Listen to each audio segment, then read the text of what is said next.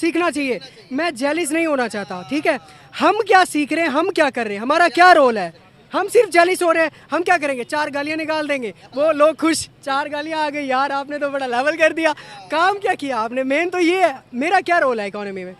इसके बाद पेपर कहाँ से बन रहा है, पेपर हमारा एनसीईआरटी से बन रहा है। हम कहाँ पे है, इंडियन बुक से हमारा पेपर बन रहा है। पेपर कहाँ से बन रहा है, जेई नीट के एमसीक्यूज बिल्कुल टू द पॉइंट कॉपी उठा के वही उठा के दे देते हैं। ये दोनों लड़के कह रहे हैं कि हर एक फील्ड के अंदर, हर एक सेक्टर के अंदर इंडिया हमसे ज्यादा मजबूत है। क्या इंडिया हमसे ज्यादा ताकतवर हो गया? नहीं, हमसे ज्यादा ताकतवर नहीं है वो। अच्छा, हम किस चीज में ज्यादा ताकतवर हैं? वो इस बच्चे को आपने बता के इसको समझाना, ये आज का तालीमी याफ्ता बच्चा, इसको आपने बताना कि भाई हम इस चीज में आगे ताकतवर हैं। हम उम्मत मुस्लिम है यार, हमसे बड़ी। सुनिए, कह रहे हम तो उम्मत मुस्लिम है यार। हमें तो अल्लाह ताला ने आप सरकार के सदके सारा कुछ दिया है, तो हम तो कमजोर हो ही नहीं सकते। जय हिंद दोस्तों, आज देखने वाले हैं जब पाकिस्तानी रिपोर्टर एक पाकिस्तानी आदमी से पूछता है कि इंडिया से पाकिस्तान किस किस क्षेत्र में आगे है, तो वहां एक पास खड़े लड़के ने सबके सामने पाकिस्तान की ऐसी पोल खोल दिया जिसे सुनकर आपको भारतीय होने पर गर्व महसूस होगा।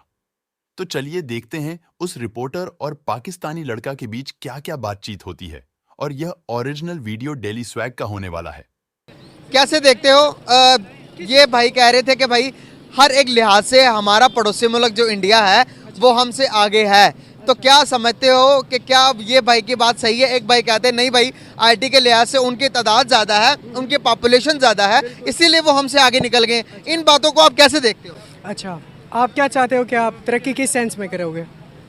आपने बताना। मैं वही बता रहा हूँ ना, आप किस सेंस में कह रहे हो। आप अपना एजुकेशन, जिस तरह भाई ने बात की है ना एजुकेशन सिस्टम की, आप अपनी बुक्स देखो, जो हमारे उस्तादों ने किताबें पढ़ी है ना, हम भी आज वही पढ़ रहे हैं। तो क्या डेवलपमेंट नहीं हुई, क्या तरक्की नहीं हुई चीज़ों में? यार हमारा सिस्टम, हम कितना इन्वेस्ट कर रहे हैं, हम एजुकेशन में कितना इन्वेस्ट कर रहे हैं, आप बताओ। कोई चीज़ नहीं, तुम्हारे पास थोड़े से पैसे हो, तुम्हें डिग्री मिल जाएगी।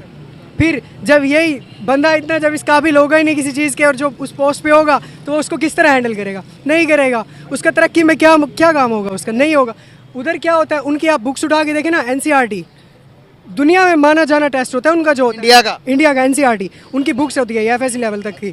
और हमारे क्या करते हैं, पता है इनको कि बच्चे छोटी छोटी इतनी किताबें हैं, यहीं से पेपर बना देते हैं। अगर कम्पिटेटिव टेस्ट भी है ना, तो और सुने वो क्या करेंगे, पढ़ाएंगे हमें यहाँ से, ठीक है। मैं मिसाल के तौर पे पंजाब के अंदर अगर यूएचएस का टेस्ट देता हूँ ना, प्री मेडिकल के लिए, तो जितने भी बच्चे हैं मेरी बात से इत्तेफाक करेंगे।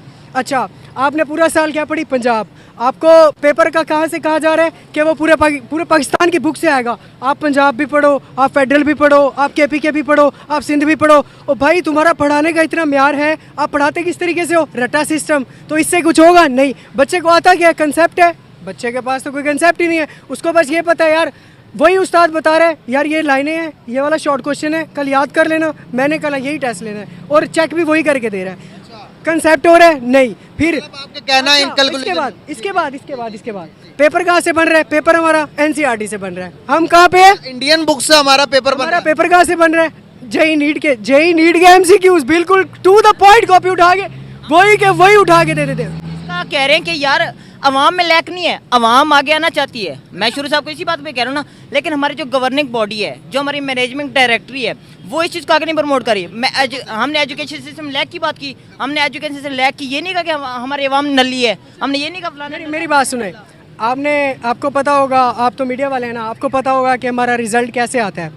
ओ भाई 1100 वाले लाइन लग गई, 1000 वाले लाइन लग गई। साइंटिस्ट किधर आ रहे हैं जानी, किधर आ रहे हैं साइंटिस्ट? ये बच्चे नंबर लेके बच्चे जा किधर रहे हैं यार? मेरा ये सवाल है, बच्चा नंबर ले रहा है, एफएससी तक पढ़ रहा है, कहाँ जा रहा है नंबर लेके? किधर? यूनिवर्सिटी में जाएगा यार। बच्चियों के चक्करों में पढ़ो, एंजॉय करो जिंदगी यार, कहाँ पढ़ाइयों के चक्करों में हो।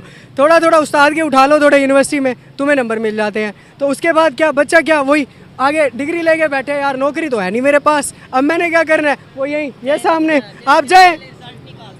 अभी बीबीसी का जो चेयरमैन है वो इंडियन ओरिजिन से बन गया है। दुख यहाँ पर मेरा ये है कि हमारे जो बड़े, हम जहाँ से पढ़ के जा रहे हैं 1100 नंबर ले रहे हैं, टॉप कर रहे हैं, लेकिन हमारा नंबर ये जा कहाँ रहे हैं? वही तो मेरा सवाल तो वही है ना। इतना टैलेंटेड बच्चा जो इतने नंबर ले रहा है, इतना यानी कि आप तो क्राइटेरिया देखें 100% हो गया हमारा, तो वो किधर जा रहा है? मेरा तो ये सवाल है ना।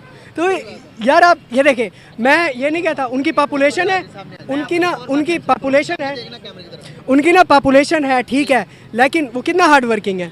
आप इस बात को भी तो माने, वो स्ट्रगल कितना करते हैं, इस बात को तो माने। हम क्या करते हैं, हमें चाहिए सिर्फ ना क्रिटिसिज्म, हमने क्रिटिसाइज़ करना है, यार उसने ये कर दिया, वो बुरा है, बुरा है, बुरा है। अच्छा ठीक है, किसी के अंदर अच्छाई बुराई हर किसी के साथ होती है, लेकिन तुम उसकी अच्छी चीज़ें देख के कुछ कम्पीट तो करो, थोड़ा बढ़ो तो सही। नहीं, हमने सिर्फ हम आएंगे क्रिटिसाइज करेंगे चले जाएंगे। हमने खुद जिम्मेवारी, मैं खुद जिम्मेवारी लेने के तैयार हूँ, नहीं हो मैं आऊँगा या इंजॉय करूँगा, ख़त्म। उनकी आर्मी हमसे बड़ी, उनकी इकॉनमी इतनी स्ट्रॉन्ग, उनकी जीडीपी इतनी स्ट्रॉन्ग, इतना मालदार मुल्क है, क्या डरेगा हमसे? अगर ये पाकिस्तान सारी आवाम इकट्ठी हो जाए तो वो कुछ भी नहीं है हमारे सामने। उनकी आवाम अगर इकट्ठी होगी तो क्या होगा अपना? उनके पास कितना हैवी मिसाइल नहीं, हमारे पास एटम बम है, अगर हम चाहें तो चला सकते हैं। तो क्या इंडिया के पास एटम बम नहीं है? उनके पास इतना नहीं है जितना पाकिस्तान के पास है। उनके पास क्या बड़ा वाला, हमारे पास छोटा वाला, क्या हमारे पास बड़ा? हमारे पास बड़ा है, हमारे पास बड़ा बम है जी। एटॉमिक बम तो एटॉमिक बम होता है, बड़ा छोटा क्या है इसमें?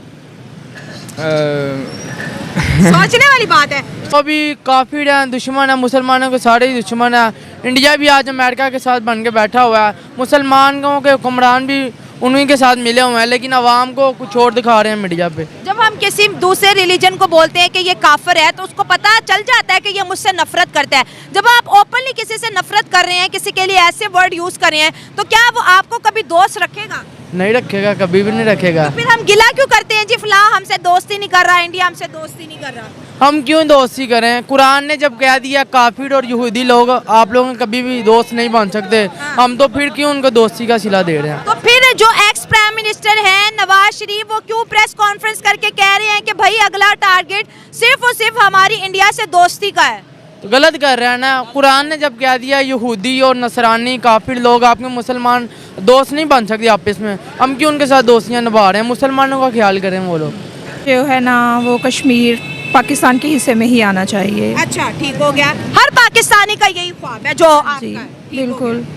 लेकिन अब सुप्रीम कोर्ट तो कह रही है कि आर्टिकल जब हट जाता है तो पाकिस्तान की ग्रिप तो जम्मू एंड कश्मीर पर से खत्म हो गई ना। कोई हल तो होगा ना। देखें, जाहिर सी बात है, कोई ना कोई तो मैनेजमेंट ऐसी निकलेगी ना कि पाकिस्तान के हिस्से में आना चाहिए। क्या ये बता रही है कि वहाँ पर तरक्की हो रही है? ये तो कुछ नहीं है, तरक्की तो हो नहीं रही है। अब वहाँ पे देखिए हाईवेज बने हैं, 5 से 6 टनल्स बने हैं, इंटरनेशनल एयरपोर्ट बने हैं, दुनिया का सबसे बड़ा ब्रिज वहाँ है, इंटरनेट वहाँ है। अच्छी खबरें क्यों नहीं बता रहे?